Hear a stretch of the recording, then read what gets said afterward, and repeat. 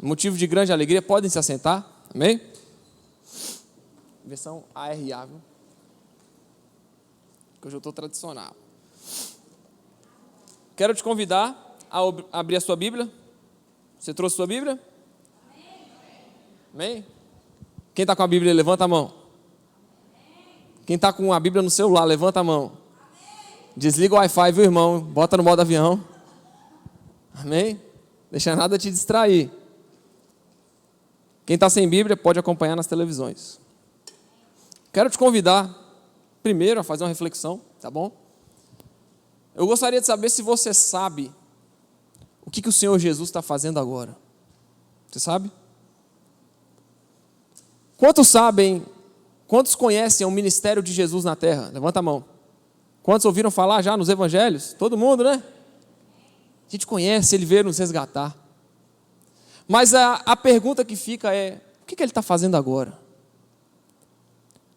O que ele está fazendo nesse exato momento? Qual que é a função do nosso Jesus? Porque nós não pregamos um Cristo morto. Nós pregamos o Cristo que ressuscitou ao terceiro dia. Se ele ressuscitou, ele está vivo, não está? E se ele está vivo, ele está fazendo alguma coisa. Você crê nisso?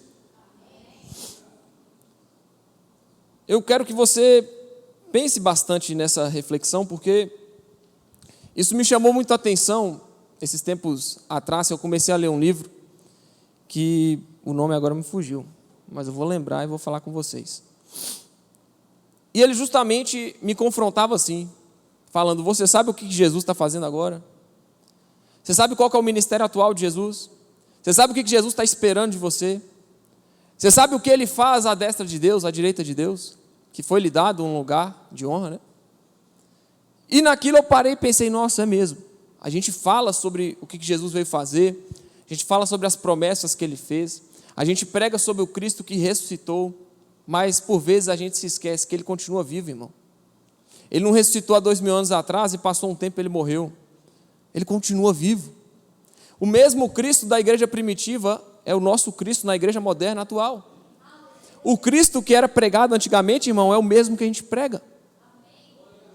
A gente precisa se lembrar. A gente precisa se lembrar daquilo que foi derramado sobre os discípulos. A gente precisa se lembrar que aquilo que foi derramado há 2000 anos atrás continua sendo derramado até hoje. Quando a gente se esquece dessas coisas, a gente está caminhando a passos largos para a apostasia, que é o abandono da fé. E nos últimos dias, nós teremos apostasia. Isso é certo. Mas eu não quero que você seja um apóstata. Eu quero que você seja um perseverante. Amém? O Senhor Jesus quer que você persevere. O Senhor Jesus sustentará todos nós na perseverança até o fim, até que Ele volte, até que Ele venha nos resgatar. Ele nos sustentará, amém? A gente não faz pelo nosso braço, a gente faz na dependência dEle. Eu quero te levar só, em primeiro momento, em 1 Timóteo 2, 5. 1 Timóteo 2, 5.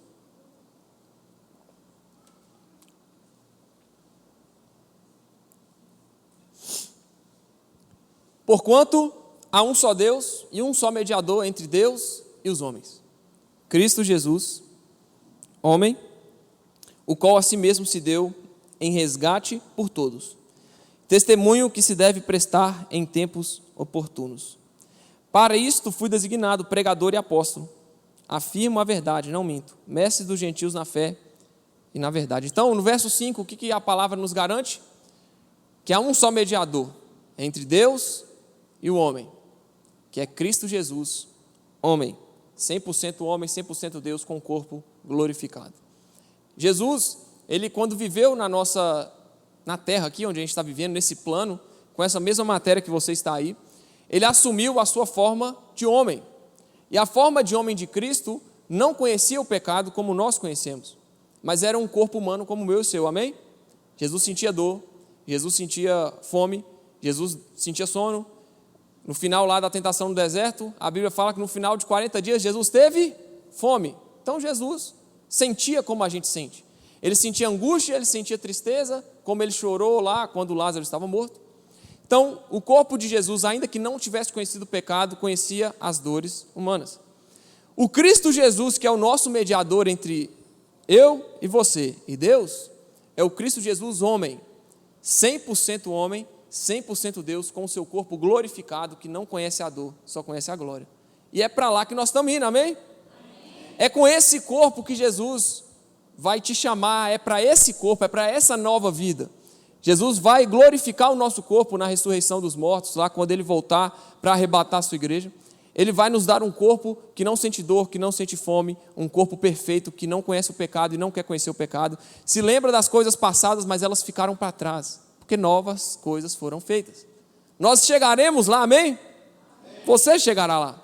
Então, Jesus é o nosso mediador. Eu respondi a pergunta que eu fiz no início. O que Jesus está fazendo agora, irmão? Ele está intercedendo, Ele está mediando a nossa relação com Deus. Sempre que Deus vê um pecado em mim, em você, um erro em mim e em você, Jesus está lá. Pai, esse aqui é filho, esse é ovelha, esse pecou, mas eu fui feito sacrifício por ele. Então Deus não imputa a nós o pecado não imputa a nós o nosso pecado. Deus coloca na conta de Cristo. Amém? Jesus veio pagar essa conta para mim e para você, irmão. Quão glorioso é isso, né? Muito bom, não é? É ou não é, gente? Melhor que ouro, melhor que prata, irmão. Melhor que o linho mais fino dessa terra. É algo que a gente não vê, mas que existe. É algo que a gente não merecia, mas a gente recebeu. Numa cultura meritocrata como está a nossa, que tudo que você tem que fazer, você tem que conquistar o mérito, você tem que adquirir mérito, né? Às vezes você recebe uma honra ao mérito, alguém na sociedade recebe uma honra ao mérito, ou então você estuda na faculdade, recebe o seu diploma, aquilo ali foi com o seu suor, você conquistou aquilo, você estudou, você fez de tudo para conquistar aquilo. Mas essa vida que Jesus quer te dar, irmão, ela não depende de mérito, porque o mérito é dele, o mérito é de Cristo. Então, quando você estiver na sua casa, quando você estiver no seu trabalho, quando você estiver dentro da igreja, e você parar para pensar, o que Jesus está fazendo agora, irmão? Ele está à destra de Deus, intermediando o nosso relacionamento com Deus. Ele está reestabelecendo a nossa relação que foi perdida no Éden e conquistada no segundo Adão, que é Jesus. Amém? Deus está fazendo isso agora, Jesus está fazendo isso agora. Só que agora eu quero te levar em um outro ponto, irmão. Aqui, como o pastor Carlos fez hoje, é só a introdução, é só para você ficar feliz. Mas agora nós vamos ao cerne do problema e da situação que a gente encontrava lá no livro de Apocalipse. No livro de Apocalipse, capítulo 2. Agora pode abrir sua Bíblia. O Jesus mediador, irmão, o Jesus que morreu pelo meu pecado, pelo seu pecado, o Jesus que morreu para nos dar vida, para nos ressuscitar naquele grande dia, Ele também está andando no meio da igreja. Você pode glorificar a Deus, mas tem gente que não pode glorificar a Deus por isso. Sabe por quê? Porque está com a vida errada, porque está em pecado. E sabe qual que é o mais fantástico disso? É que ele escreve, ele se apresenta a João no livro de Apocalipse, e ele vai destrinchar as igrejas da Ásia Menor, região da Turquia lá, a igreja de Sardes, de Tiatira, de não sei onde, de não sei lá onde. Nós vamos ler. E lá Jesus não só adverte algumas coisas, como apresenta acusações contra a igreja. Porque a igreja, irmão, no passado, errava. E hoje também erra. Mas é por isso que o Evangelho é o que esquadrinha o nosso caminho, para que a gente não desande. É por isso que a gente precisa trazer à memória aquilo que nos traz esperança. E a carta de Apocalipse é uma esperança ao crente. Ela não é para te bajular, ela não é para afofar, amansar o seu ego, ela é para te confrontar, irmão. Então Jesus anda no meio da igreja. Jesus sonda o mais íntimo do seu coração. Irmão, você pode sentar no primeiro banco ou no último banco, Jesus está aí, vendo o que você pensa, vendo o que você fala, vendo o que você está planejando, vendo o que você está fazendo. Você pode estar na sua casa, num bairro mais longe da cidade, no lugar mais remoto do mundo. Jesus está lá, sondando o seu coração, vendo, analisando, julgando, para que no grande dia você ou receba a graça da salvação, ou seja condenado ao inferno. Jesus está fazendo isso, irmão. E eu quero te alertar, eu quero te colocar um grande ponto de exclamação na sua cabeça, para você acordar.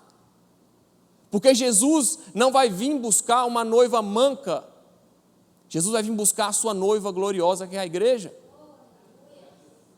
E você está se encaixando nos requisitos da noiva gloriosa do Cordeiro?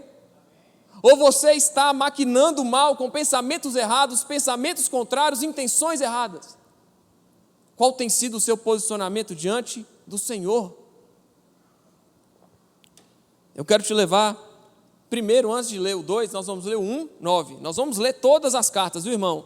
Fica com pressa de ir embora hoje não, mas eu não quero falar muito não, eu quero deixar a Bíblia falar. Então, nós temos aí uns 50 minutos para deixar a Bíblia falar, e ela vai falar. Apocalipse 1, 9. Eu, João, irmão vosso e companheiro na tribulação, no reino e na perseverança em Jesus, achei-me na ilha chamada Patmos por causa da palavra de Deus e do testemunho de Jesus.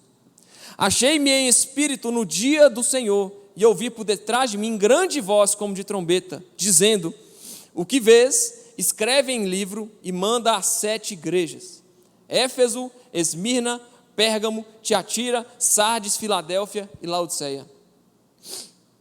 Voltei-me para ver quem falava comigo, e voltado vi 7 candeeiros de ouro. E no meio dos 7 candeeiros de ouro, um semelhante a filho de homem, com vestes talardes e cingido, à altura do peito com uma cinta de ouro. A sua cabeça e cabelos eram brancos como a alva lã, como neve. Os olhos como chamas de fogo. Os pés semelhantes ao bronze polido, como que refinado numa fornalha. A voz como voz de muitas águas. Tinha na mão direita 7 estrelas, e da boca saía-lhe uma afiada espada de 2 gumes. O seu rosto brilhava como o sol na sua força. Quando o vi, irmão, e aqui eu quero colocar a primeira exclamação na sua cabeça. Quando João se depara com Cristo Jesus glorioso, com Jesus glorioso, a sua reação: caí aos seus pés como morto. Porém, ele pôs sobre mim a mão direita, dizendo: não temas, eu sou o primeiro e o último, e aquele que vive. Estive morto, mas eis que estou vivo pelos séculos dos séculos, e tenho as chaves da morte e do inferno. A primeira reação, irmão, de João, é cair como um morto diante de Jesus. Mas aí Jesus usa não é um trocadilho, mas ele fala: você está como morto, João? E fala: eu estive morto, mas ressuscitei. Você está como morto, mas vem cá, a minha mão direita vai te levantar. E a minha mão direita te levanta, e eu te digo: eu sou o primeiro e o último. Eu sou aquele que vive. Eu estive morto, mas eis que estou vivo pelos séculos dos séculos, e tenho as chaves da morte e do inferno. Esse é o Jesus glorioso, irmão. Esse é o Jesus que servimos. Esse é o Jesus que intercede por nós, e esse é o Jesus que vai vir nos julgar. Esse é o Jesus que está à destra de Deus, reinando em glória com o Senhor Jesus, com o Senhor Deus, com o seu Pai. E esse é o mesmo Jesus que esquadrinha e analisa o mais profundo do nosso coração. Você já entendeu a santidade disso aqui? Você já entendeu a santidade desse relato? Então essa mesma santidade está te observando, irmão. Essa mesma santidade está de olho em você. Essa mesma santidade sabe o que tem lá no profundo do seu coração. Essa mesma santidade, naquele grande dia, irmão, você pode esconder o que você quiser de qualquer um, dele você não esconde. Naquele grande dia, ele vai vir, e ele vai julgar o nosso coração.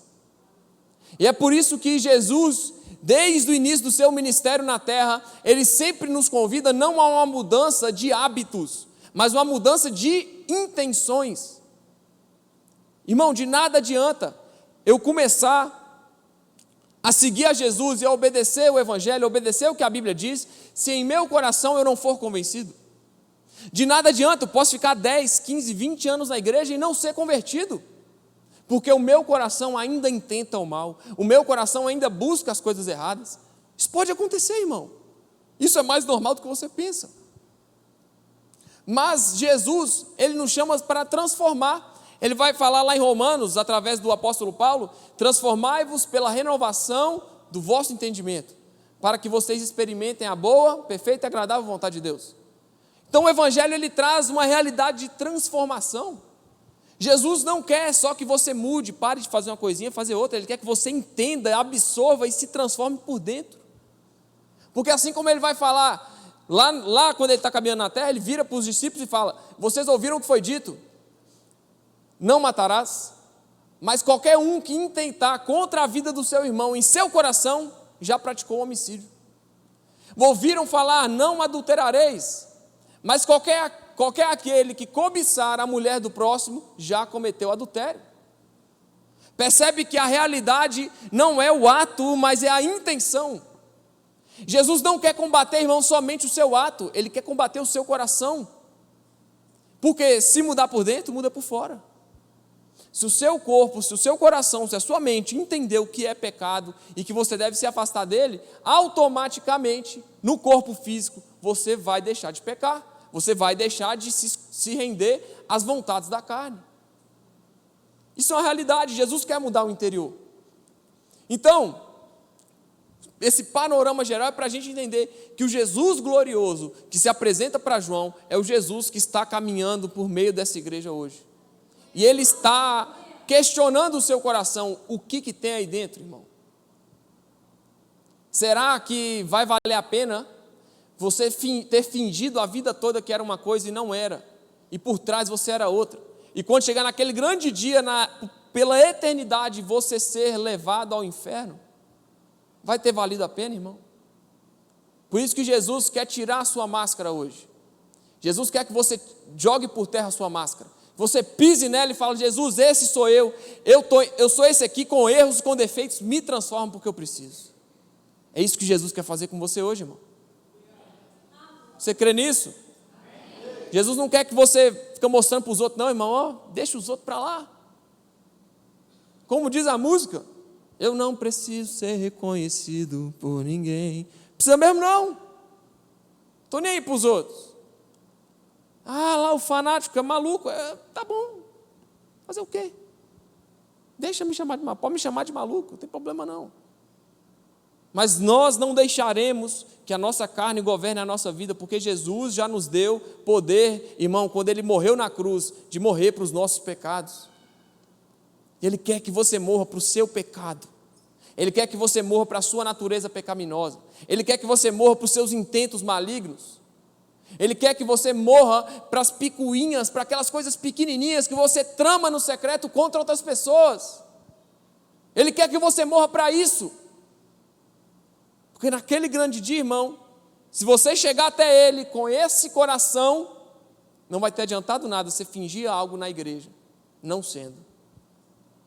É melhor você no secreto, caladinho, sem ninguém saber, você transformar a sua vida inteira, o Espírito Santo te visitar e você ser convencido totalmente, do que ficar aparentando ser uma coisa que você não é. Jesus não quer que você use máscara, irmão. Então, qualquer máscara que você esteja vestindo hoje, eu quero te convidar a tirar. Tire a sua máscara. Se apresente a Jesus da forma que você é. E espere que Ele vai vir fazer a transformação na sua vida. Você crê nisso? Eu sou aquele que vive, estive morto, mas ressuscitei. Escreve, pois, as coisas que vistes, e as que são, e as que hão de acontecer depois dessas.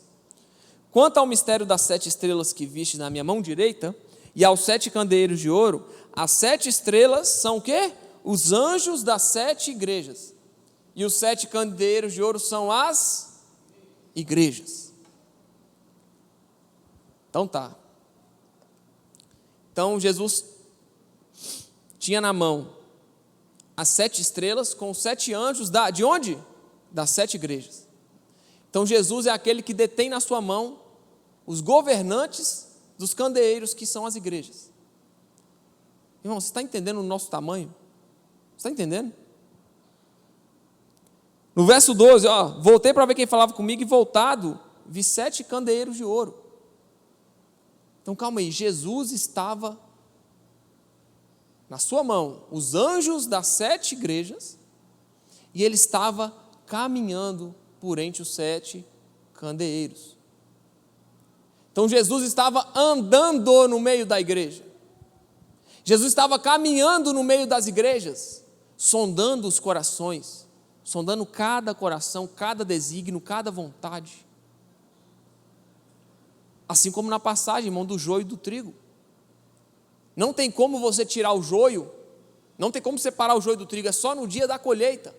O que tem semente, o que tem fruto, permanece, está aqui.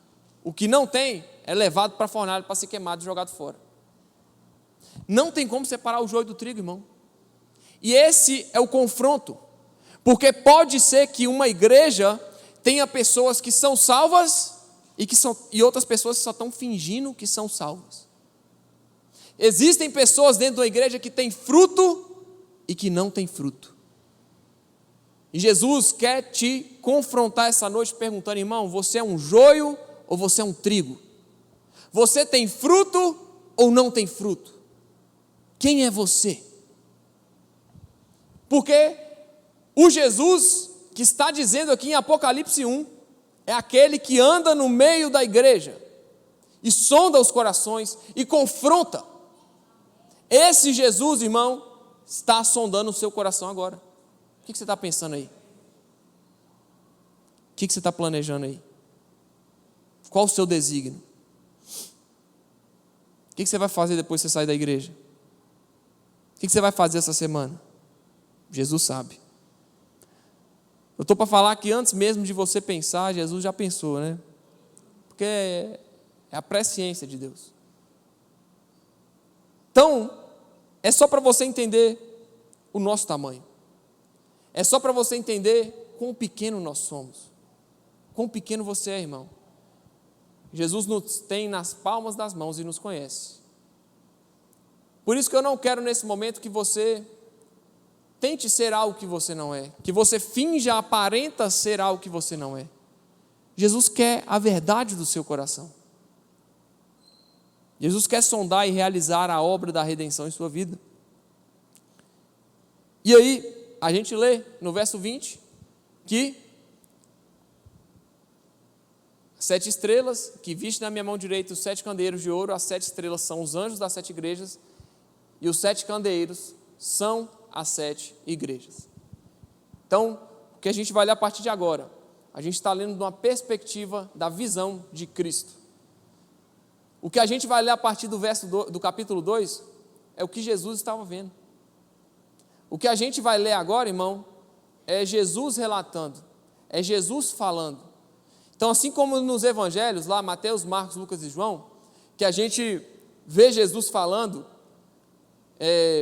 sejam curados, seja limpo, quem me tocou, saiu de mim virtude, sermão da montanha, Mateus 5, e tudo que a gente viu Jesus falar lá, irmão, é Jesus falando aqui também.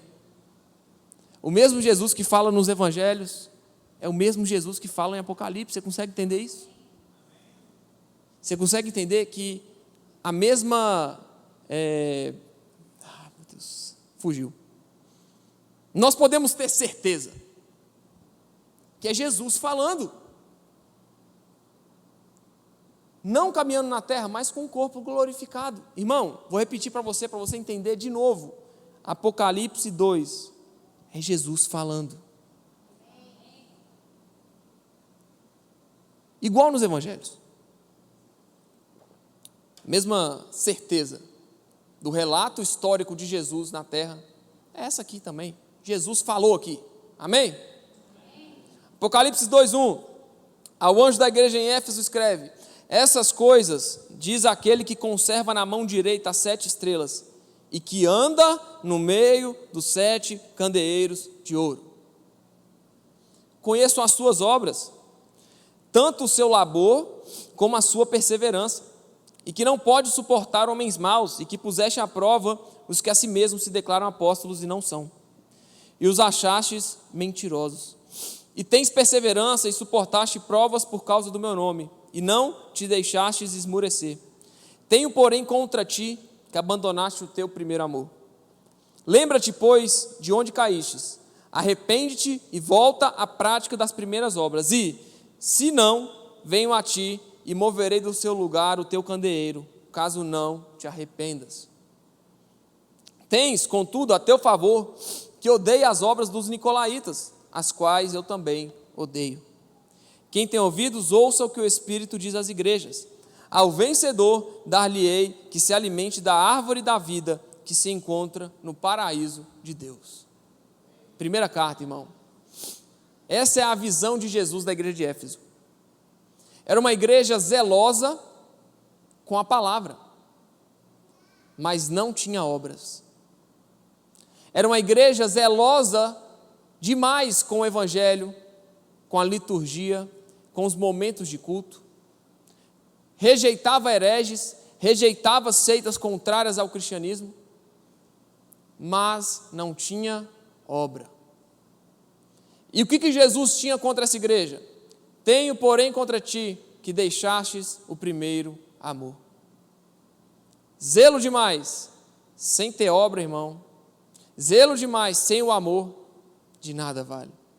1 Coríntios já vai falar: ainda que eu fale a língua dos homens e dos anjos, e não sei o que, não sei o que, e tem não sei o que, tem não sei o que, tem não sei o que, se eu não tiver amor, eu não valo nada. Se não for o fundamento do amor do Senhor, não vale nada. Então a primeira rejeição, olha bem, a primeira acusação de Jesus contra as 7 igrejas é para a igreja de Éfeso.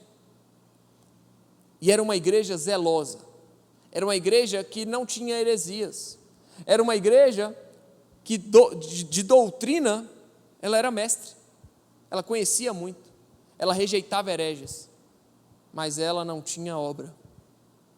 E aí, irmão, não vale. Porque o verdadeiro zelo pela palavra produz em nós frutos. O verdadeiro zelo da palavra produz em nós transformação.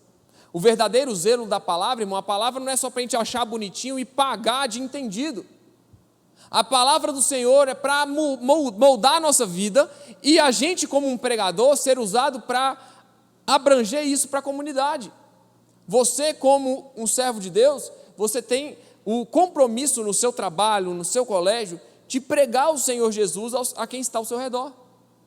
Só que aquelas pessoas, elas só detinham o conhecimento.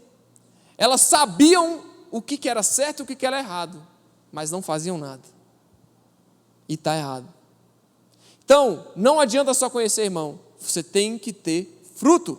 Fala com quem está do seu lado. Fala: irmão, dá uma corda nele aí. Fala: irmão, irmã, balança ele aí. Tem que ter fruto. Tem que ter obra. O resultado de uma fé zelosa são boas obras. Você entendeu, né? Não é eu fazer boas obras para ser salvo, mas porque fui salvo, eu faço boas obras. Deu para entender? Glória a Deus. Então a primeira acusação de Jesus é essa. Mas você tem ao seu favor que odeias as obras dos nicolaítas, as quais eu também odeio. E aí Jesus fala o que no verso 7? Quem tem ouvidos, ouça o que o Espírito diz às igrejas. Para cada igreja, ele faz uma promessa diferente.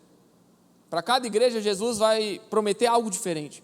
E a primeira coisa que ele promete aqui, para a primeira igreja, que é Éfeso, é: dar-lhe-ei que se alimente da árvore da vida, que se encontra no paraíso de Deus. Que lugar glorioso, né? Ele está prometendo isso para uma igreja que está sendo dura. Ele está prometendo isso para uma igreja que zela pela palavra, mas que não tem boas obras.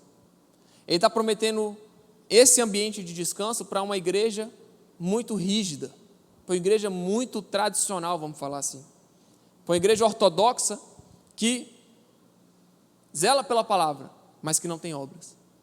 E está prometendo se alimentar da árvore da vida que se encontra no paraíso de Deus, que é derramado para nós, que é prometido a nós pelo amor do Senhor. Então, o foco principal da promessa de Jesus aqui para o povo de Éfeso é justamente no local onde eles estão falhando. Está faltando amor para vocês, está faltando compaixão, está faltando misericórdia. E ao aquele que perseverar, o vencedor, eu vou dar para ele que se alimente da árvore da vida que se encontra no paraíso de Deus, dado a nós pelo amor do Senhor, através do amor de Jesus por mim e por você. Amém? Carta à igreja em Esmirna.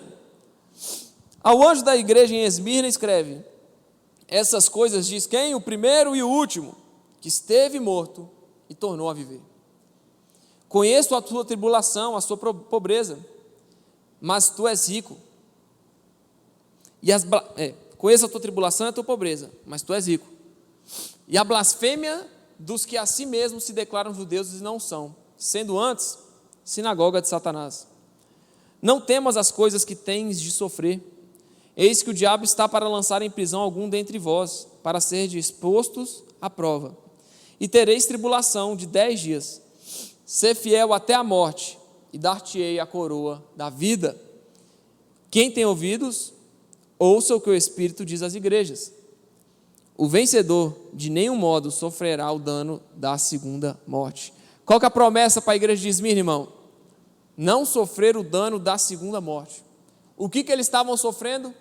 Perseguição pelo nome de Jesus dentro da igreja. Está entendendo que o cenário aqui é Jesus olhando para dentro de uma igreja? E a igreja de Esmirna estava com pessoas ali dentro que, como o próprio Jesus descreve, volta ali no 9. A blasfêmia dos que a si mesmos se declaram judeus não são, sendo antes o quê? Sinagoga de Satanás. Jesus está escrevendo essa carta aqui para perseverar para aqueles sinagogas de Satanás? Não, ele está escrevendo para aquele que vai perseverar. Está escrevendo para os filhos de Deus que estavam dentro da igreja e que passavam pela tribulação. Então não temas as coisas que vocês têm para sofrer. O diabo vai lançar vocês em prisão, vocês vão ter 10 dias de tribulação, ser fiel até a morte, e eu vou te dar o quê? A coroa da vida. Então olha bem, a promessa de Jesus para a igreja de Esmirna é: você está passando perseguição, você está diante da morte, eu vou te dar uma coroa de vida. Morte, coroa de vida. No verso 11, quem tem ouvidos ouça, o vencedor de nenhum modo sofrerá o dano da segunda o quê? Morte.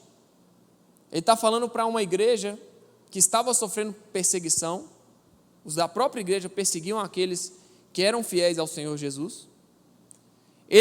Jesus estava destinando essa carta falando: olha, meus filhos, fiquem tranquilos, eu estou sondando, eu estou passeando na igreja, eu estou andando na igreja, eu sei o que está acontecendo, eu estou vendo o sofrer de vocês, e deixa eu falar com vocês, o vencedor não vai sofrer o dano da segunda morte. Então, aquelas pessoas passando por perseguição não sofreriam o dano da segunda morte, uma promessa diretamente ligada ao que aquele povo estava vivendo. De novo, Jesus contextualizando as coisas.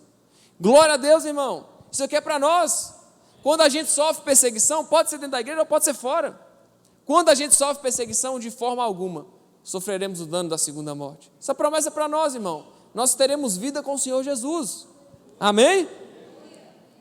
Então, ser fiel até a morte, e vocês receberão a coroa da vida. Carta à igreja em Pérgamo.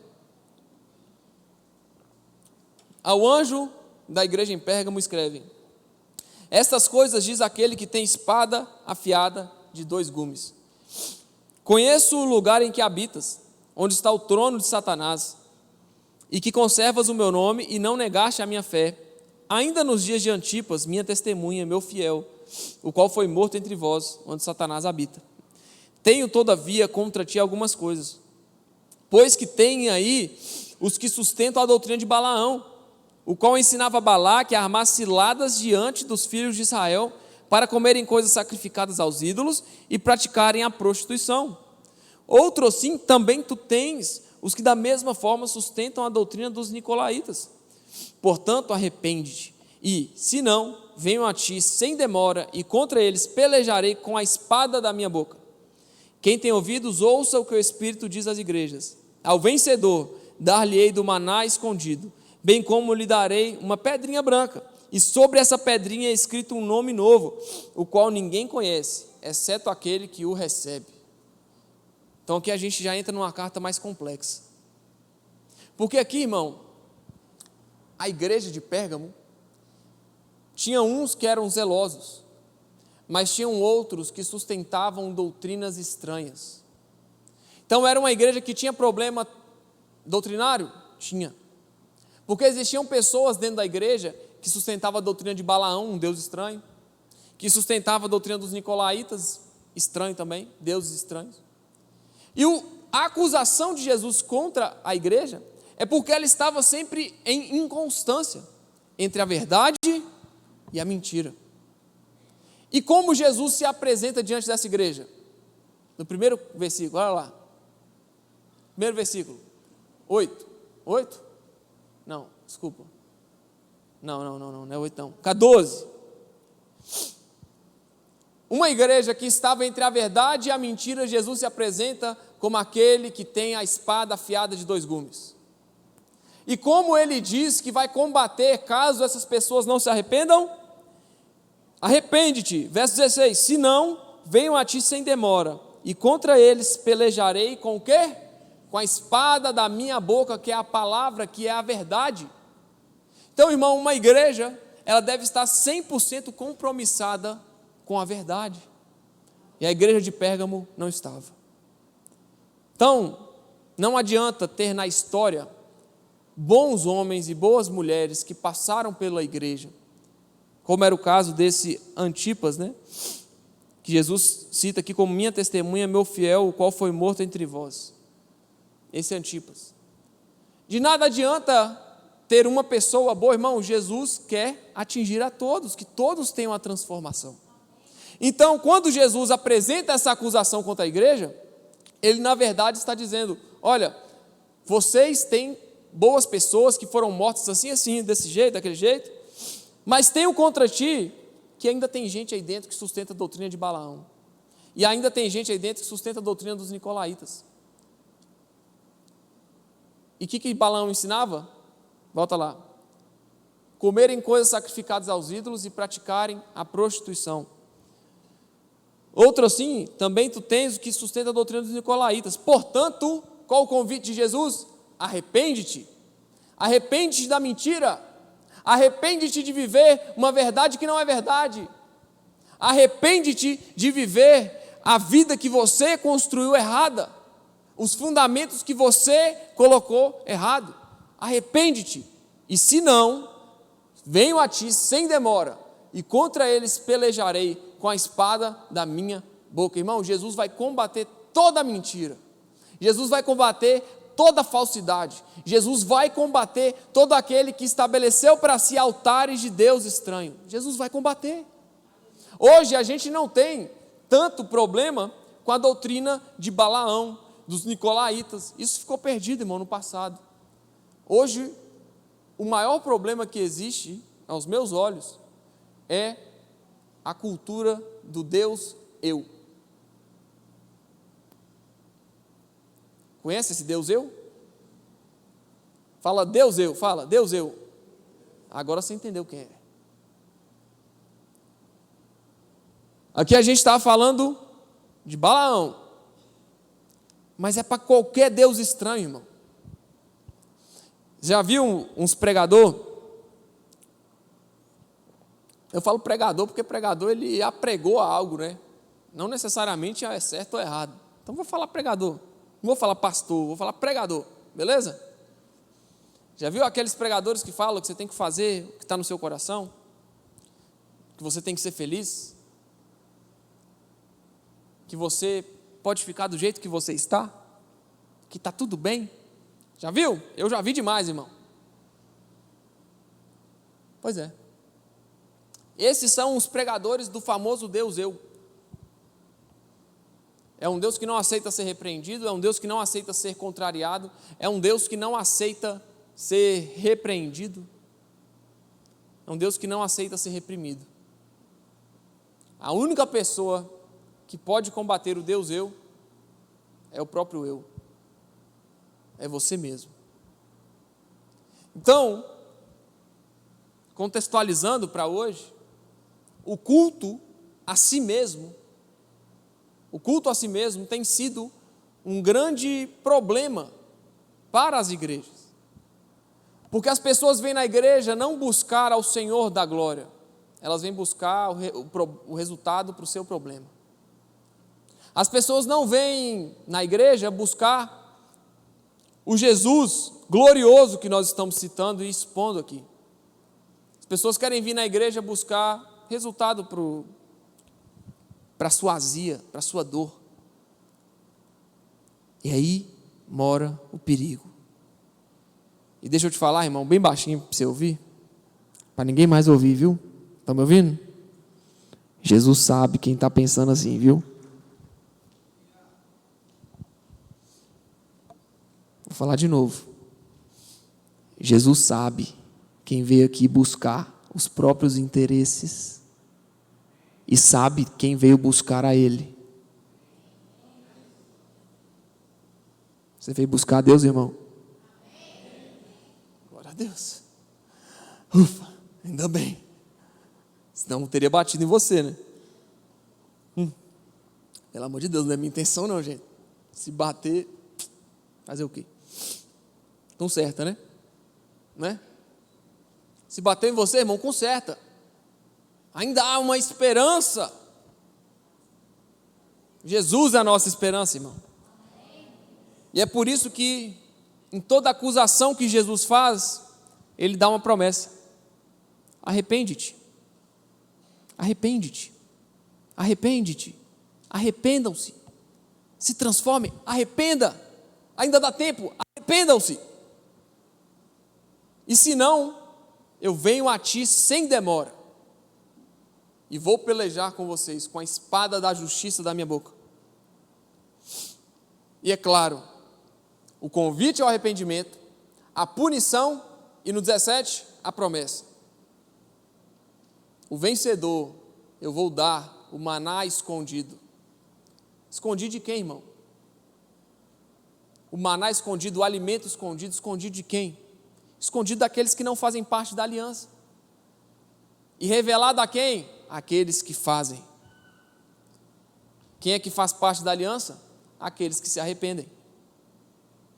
Então, ao vencedor eu vou dar o maná escondido, bem como lhe darei uma pedrinha branca, e sobre essa pedrinha branca, escrito um novo nome, o qual ninguém conhece, exceto aquele que o recebe. Glória a Deus. É a promessa de Deus. Mas baseado no quê? Arrependam-se. A carta à igreja em Tiatira. Nós estamos acabando, irmão. Falta só 4. Nós vamos acabar. Eu vou conseguir, em nome de Jesus. Ao anjo da igreja em Tiatira. É Tiatira ou Tiatira? Me ajuda aí. Eu acho que é Tiatira, né? Não tem acento, né? É quando você fala em voz alta que você... Ao anjo da igreja em Tiatira escreve: essas coisas diz o Filho de Deus, quem tem os olhos como chamas de fogo e os pés semelhantes ao bronze polido. Irmão, grava isso. Sempre que Jesus se revela, Ele se revela de uma forma diferente. Sempre que Ele se revelou à igreja de Éfeso, há aquele que anda no meio dos 7 candeeiros, certo? E conserva na sua mão as 7 estrelas. A igreja de Esmirna, Ele se revelou como o primeiro e o último, o que esteve morto e tornou a viver. A igreja de Pérgamo, versículo 12, ele se revela como aquele que tem a espada afiada de 2 gumes na boca. E a igreja em Tiatira, ele se revela como aquele que tem os olhos como chamas de fogo e os pés semelhantes ao bronze polido. Amém? Vai acompanhando, é o mesmo Deus, é o mesmo Jesus, só que ele tem várias qualidades, vários atributos. Conheço as suas obras, o seu amor, a sua fé, o seu serviço, a sua perseverança e as suas últimas obras, que são mais numerosas ou melhores do que as primeiras, ou seja, eles estavam trabalhando mais, fazendo mais pelo reino de Deus, muito melhor do que antes eles faziam.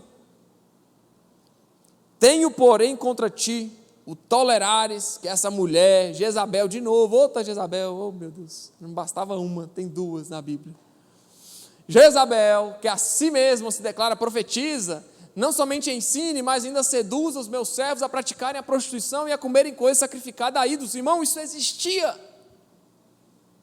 Isso existia. Uma mulher, Jezabel, que se declara profetiza, a igreja estava o quê? Tolerando. Meu amigo, a igreja estava tolerando que essa mulher, que se declarava profetisa, não somente ensine, mas tolerava também que ela seduzisse os membros da igreja a praticarem prostituição e a comer coisas sacrificadas a ídolo. Então não era só um problema, era dois problemas. Ela ensinava, irmão, pelo amor de Deus, aqui o crivo para pregar, irmão, é tão grande,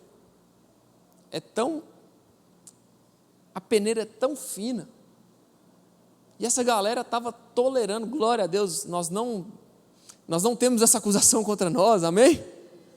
Glória a Deus, mas olha o nível, isso aqui, eu vou refrescar a sua memória, isso é Jesus falando, irmão, isso é o próprio Jesus falando. Então, tenho porém contra ti, que vocês toleram uma mulher estranha, profetisa estranha, que ensina no seu meio coisas erradas e induz os outros ao pecado. Dei-lhe tempo para que se arrependesse. Ela, todavia, não quer arrepender-se da sua prostituição. Então, até mesmo essa mulher atribulada, que levava os servos de Deus ao pecado, que ensinava errado, coisas erradas, a comer comida sacrificada a ídolo, até essa mulher, Jesus deu a oportunidade que ela se arrependesse.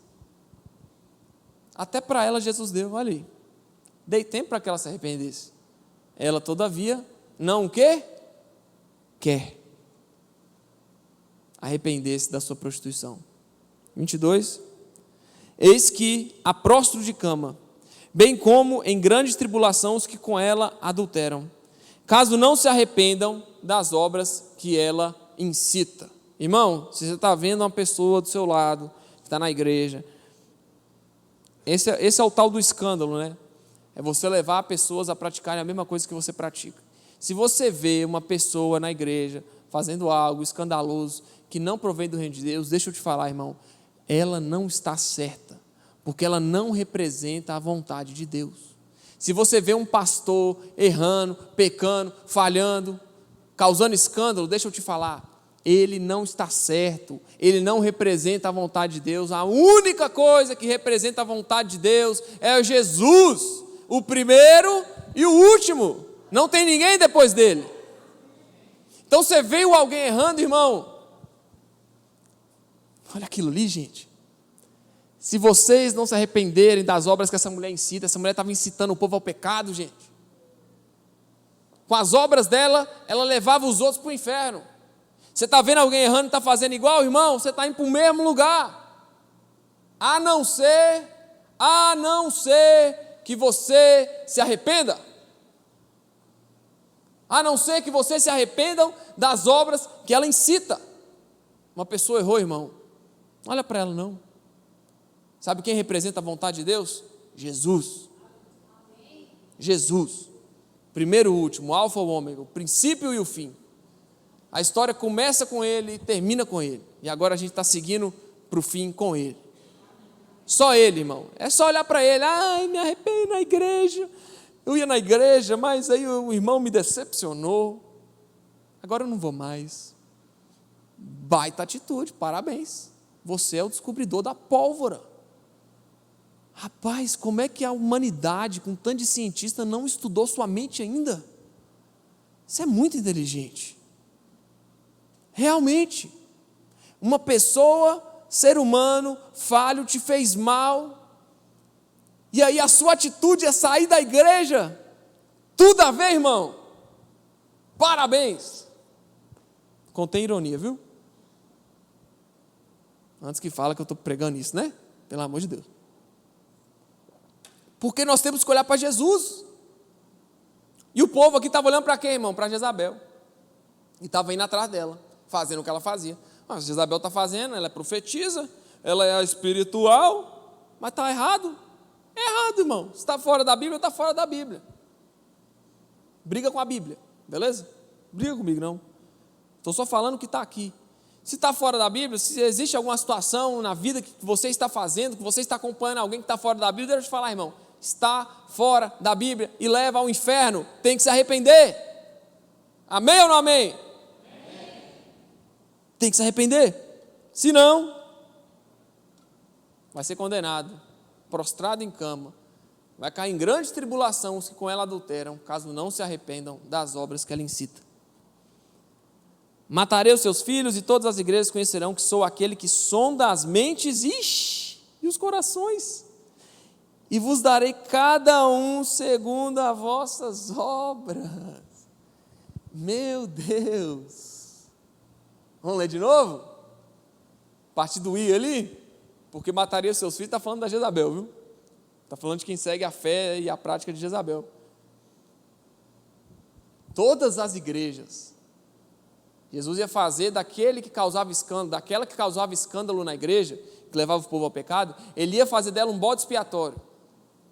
Ia prostrar ele em cama, matar todos os seus filhos, e todas as igrejas conhecerão que eu sou aquele que sonda o quê? As mentes e os corações. O que eu falei com vocês mais cedo? Jesus está caminhando no meio da igreja, sondando a sua mente e o seu coração. Quais são as suas intenções? O que você está planejando? Eu sou aquele que sonda as mentes e os corações, e eu vou dar a cada um segundo a própria obra. Plantou mal, irmão? Plantou coisa errada? Vai colher coisa errada. Plantou discórdia? Vai colher discórdia. Plantou morte, plantou condenação, plantou falta de compaixão, você vai receber isso tudo. Mas a retórica é verdadeira ao contrário também. Plantou amor, você vai receber amor. Plantou graça, você vai receber graça. Plantou misericórdia, você vai receber misericórdia. Plantou compaixão, você vai receber compaixão.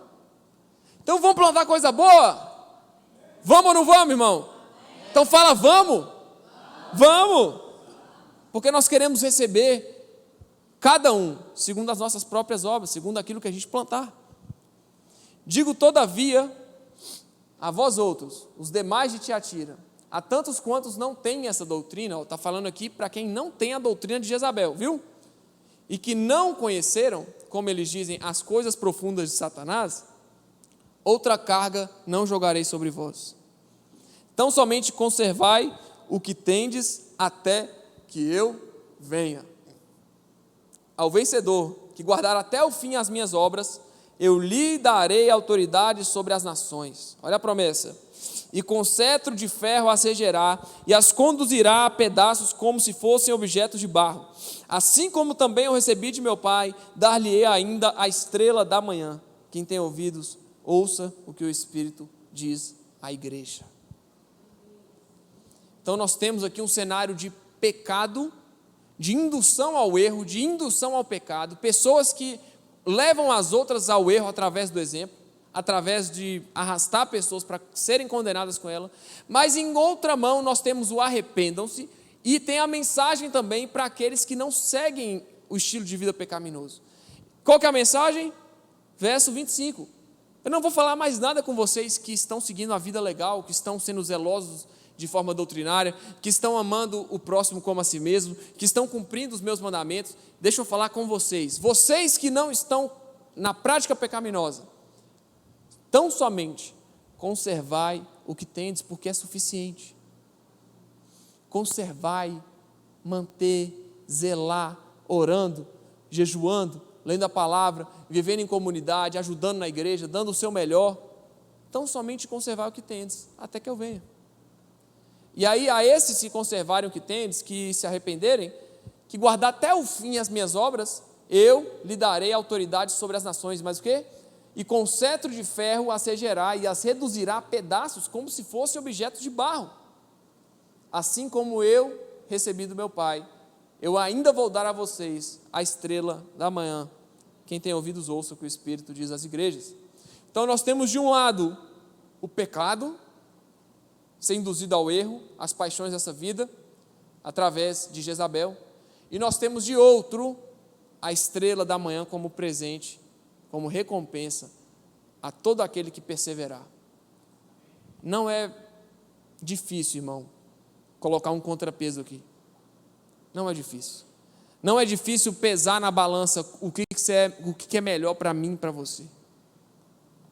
Não vou falar, mas você sabe. Você sabe o que é melhor. Então nós temos um contrapeso. Vocês que perseverarem até o fim, conservar as minhas boas obras, conservar a minha sã doutrina, serem fiéis, não seguirem Jezabel, não seguirem o pecado, não seguirem as más intenções do coração, vocês vão receber a estrela da manhã de recompensa. Eu vou dar para vocês um cetro de ferro e você vai reger as nações, você vai governar comigo. Mas aquele que pecar, aquele que permanecer no pecado, vai ser condenado com Jezabel. 2 portas, irmão. O Evangelho nunca foi sobre 3 portas, sobre 4 portas, sobre 5 portas. Elas são 2 portas. Percebe que tudo que eu estou falando com vocês aqui, sempre tem 2 caminhos. É um ou é outro. É um de vida ou é outro de morte. E Jesus sempre nos leva ao arrependam-se, pensem novamente, analisem de novo, arrependam-se, voltem, venham para o caminho certo. Ele não joga uma acusação e te deixa com a acusação. Ele joga a acusação, te convida ao arrependimento e lança uma promessa. Então, para chegar na promessa, tem que arrepender. Para arrepender, tem que ter consciência de que o seu erro é um erro. Então tem que ter autocrítica. Por isso que o culto a eu não funciona nesse ambiente de arrependimento. Porque a sua vontade, não, é o que eu quero. Mas calma aí, você já parou para pensar se é o que Deus queria? Não, é o que eu quero, é o que me faz feliz, é o que importa, é o que o meu coração quer. E nessa, muitos se desviaram da fé e vão caminhar a passos largos para o inferno. Não por falta de conhecimento, não porque rejeitaram o conhecimento. Essas pessoas conhecem a palavra. Não rejeitaram o conhecimento, rejeitaram o perdão. Jesus tem perdão disponível, irmão, mas é necessário que a gente se arrependa para acessar o perdão. O inferno vai estar lotado de pessoas que rejeitaram o perdão do Senhor. Pessoas que se acham boas demais para serem perdoadas. Que se acham felizes demais para receber uma dose de felicidade de Jesus. Que se acham suficientes e que não precisam de Jesus. O inferno vai estar cheio de gente assim. Nós estamos chegando ao fim, faltam 3. Eu quero ler com vocês, são 8h56, irmão. Vou ler rapidão com vocês, tá bom? Porque eu não quero atrasar vocês. Amém? Vamos ler. Igreja em Sardes. Ao anjo da igreja em Sardes escreve: essas coisas diz aquele que tem os 7 Espíritos de Deus e as 7 estrelas. Conheço as tuas obras e que tens nome de que vives e estás morto. Sê vigilante e consolida o resto que estava para morrer, porque não tenho achado íntegras as tuas obras na presença do meu Deus. Lembra-te, pois, do que tens recebido e ouvido. Guarda-o e arrepende-te. Porquanto, se não vigiares, virei como um ladrão, e não conhecerás de modo algum em que hora virei contra ti. Tens, contudo, em Sardes, umas poucas pessoas que não contaminaram as suas vestiduras e andarão de branco junto comigo, pois são dignas. O vencedor será vestido de vestiduras brancas, e de modo nenhum apagarei o seu nome do livro da vida. Pelo contrário, confessarei o seu nome diante do meu Pai e diante dos seus anjos. Quem tem ouvidos, ouça o que o Espírito diz às igrejas. Olha que carta maravilhosa, irmão. Nós não só temos um Senhor que anda, que caminha sobre a igreja, através da igreja, sondando os corações. Nós temos um Senhor diante de Deus que vai falar o nosso nome. Joga no 5 para mim. Travou? Não. 3:5. O vencedor será vestido de vestiduras brancas e de modo nenhum, fala para o irmão, irmão, nenhum, de modo nenhum apagarei o seu nome do livro da vida. Se você tropeçar,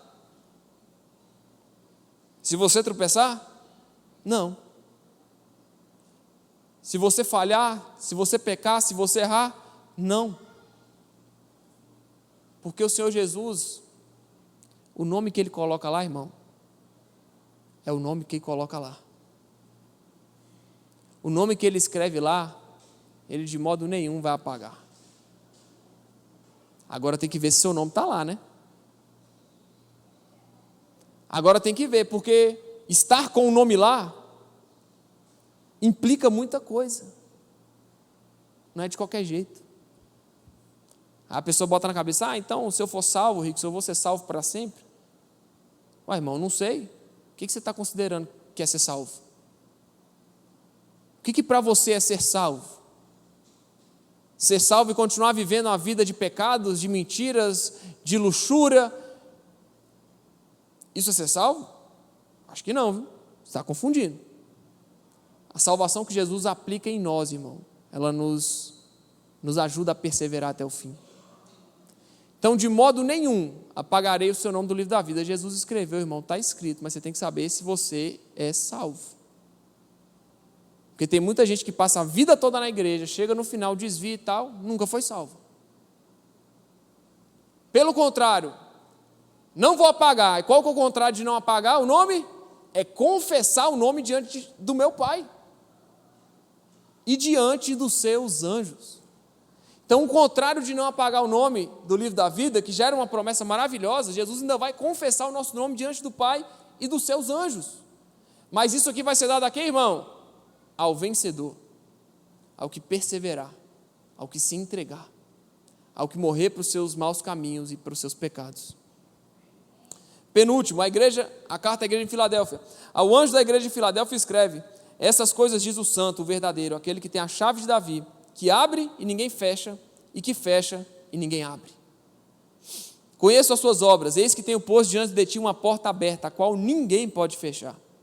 Que tens pouca força, entretanto, guardaste a minha palavra, e não negastes o meu nome. Eis que farei dos que são da sinagoga de Satanás, desses que a si mesmos se declaram judeus e não são, mas mentem, eis que os farei vir e prostrar aos seus pés e conhecer que eu te amei. Porque guardaste a palavra da minha perseverança, também eu te guardarei da hora da provação que há de vir sobre o mundo inteiro, para experimentar os que habitam sobre a terra. Aqui a gente já está chegando numa matéria escatológica, viu? Fim dos tempos.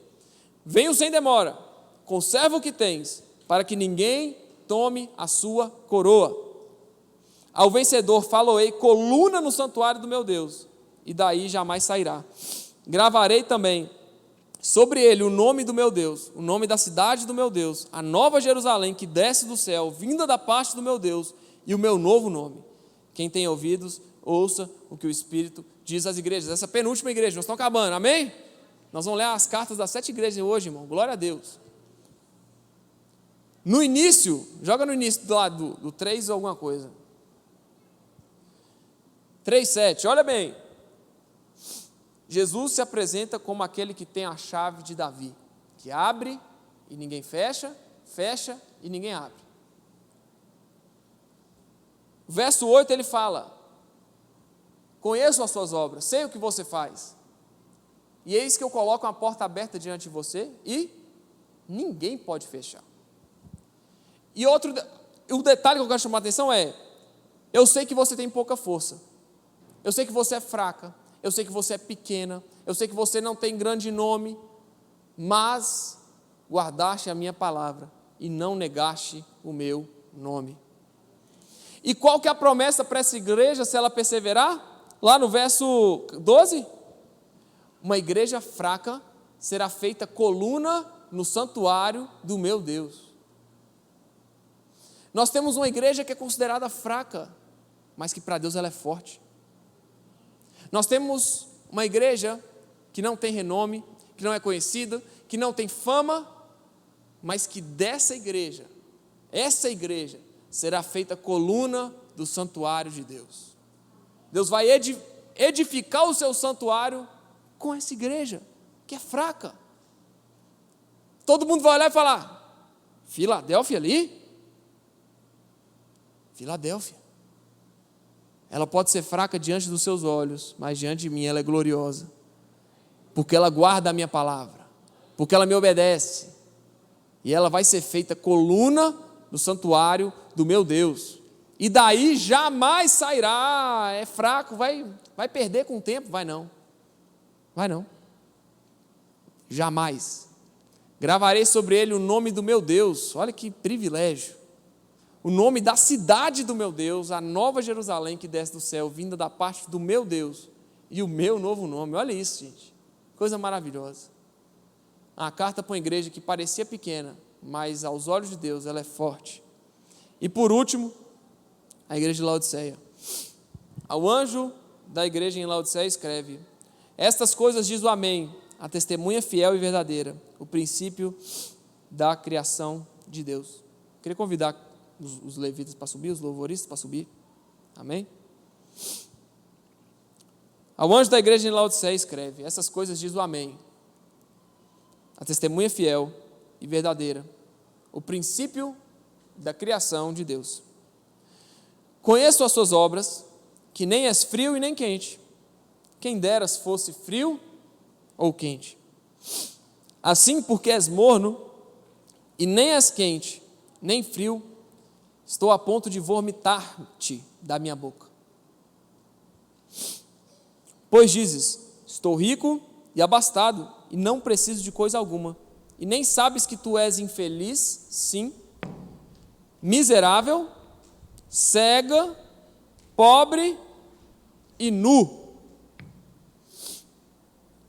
Aconselho que de mim compres ouro refinado pelo fogo, para te enriqueceres, vestiduras brancas para te vestires, a fim de que não seja manifesta a vergonha da sua nudez, e colírio para ungires os olhos, a fim de que veja. Eu repreendo e disciplino a quantos amo, sê, pois, zeloso e arrepende-te. Eis que estou à porta e bato. Se alguém ouvir a minha voz e abrir a porta, entrarei em sua casa e cearei com ele, e ele comigo. Ao vencedor, dar-lhe-ei sentar-se comigo no meu trono, assim como também eu venci e me sentei com meu Pai no seu trono. Quem tem ouvidos, ouça o que o Espírito diz às igrejas. Irmão, essa carta aqui ela é muito profunda. Quero te convidar a ficar de pé para a gente poder orar.